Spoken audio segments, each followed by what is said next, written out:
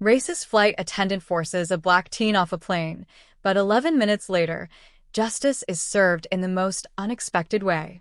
Watch the full story to see how one moment changed everything, and don't forget to like, comment, and subscribe to our channel for more eye-opening stories. Miles Carter stood at the bustling check-in counter of the airport, his boarding pass clutched tightly in his hand. His heart raced with a mix of excitement and nerves. This was his first solo trip, and not just any trip. He was heading to New York City to attend an aerospace internship that could change his life. "You'll be fine, Miles," his mom had said earlier, smiling through tears as she kissed his forehead. "Just be yourself." Miles glanced at his first-class boarding pass, a gift from his parents who wanted him to travel in comfort. He had protested, but his father insisted. "You've earned it," he had said. Miles promised himself he wouldn't let them down. At the gate, he noticed the diversity of travelers. Business executives buried in their laptops, families wrangling energetic toddlers, and backpackers with dreams of adventure. But as he approached the first-class line, he felt eyes on him.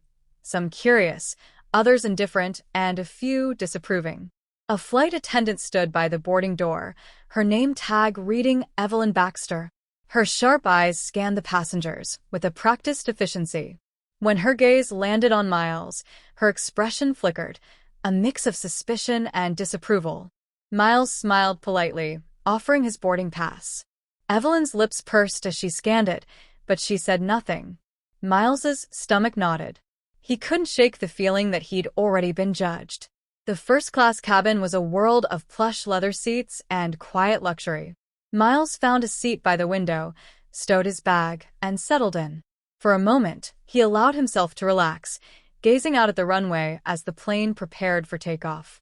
"Excuse me," came a voice. Miles turned to see Evelyn standing over him, her expression tight. "Can I see your boarding pass again?" Miles blinked, confused but compliant. He retrieved the pass from his pocket and handed it to her.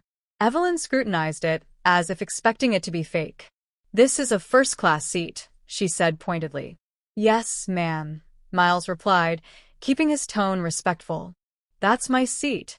Evelyn's eyes narrowed. "I'll be back." She walked away, leaving Miles feeling exposed as other passengers glanced in his direction. Moments later, she returned with a security officer. "Sir, you'll need to come with us," the officer said. Miles felt his cheeks burn. "Why?"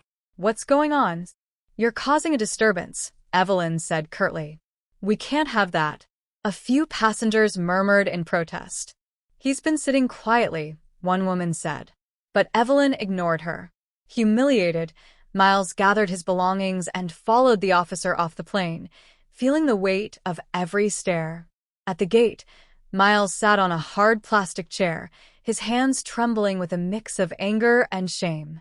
He called his mother, struggling to keep his voice steady as he explained what had happened. "She said I was causing a disturbance," Miles muttered. "But I didn't do anything." "We believe you, baby," his mom said firmly. "Stay calm. We'll figure this out." As he hung up, a passenger from the plane approached him.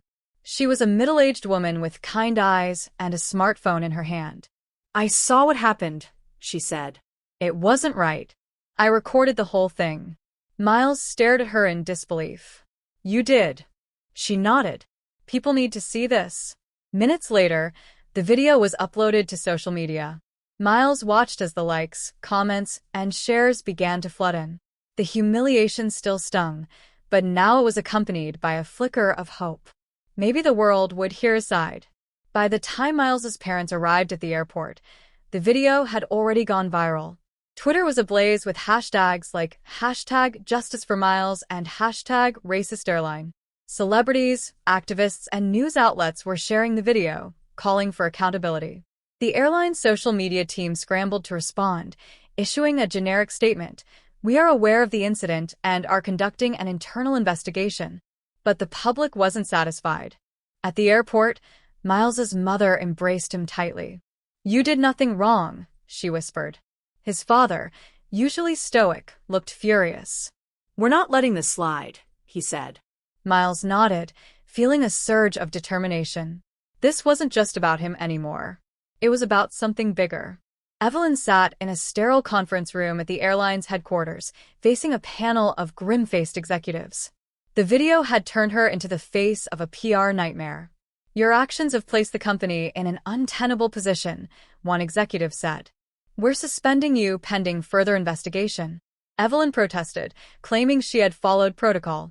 But the witnesses and video evidence told a different story.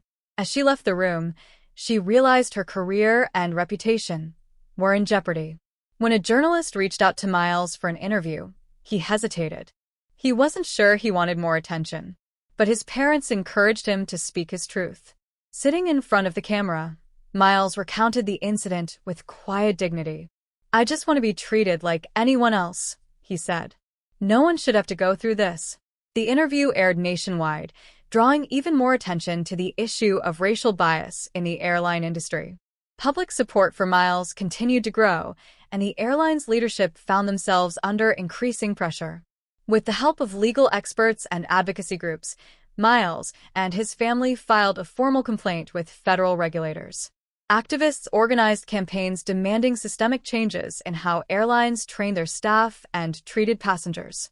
Miles found himself at the center of a movement, his voice amplified by thousands who shared his outrage and hope for justice. Weeks later, Miles boarded another flight, this time with his parents by his side. As he settled into his seat, he noticed the respectful smiles from the crew and the understanding nods from fellow passengers who recognized him. Looking out the window as the plane took off, Miles felt a sense of pride and hope. He didn't choose to be thrust into the spotlight, but he knew he had made a difference. And as the clouds parted, revealing the endless blue sky, he thought about the future he was building, not just for himself, but for everyone who believed in justice. Subscribe to our channel for soul-stirring stories.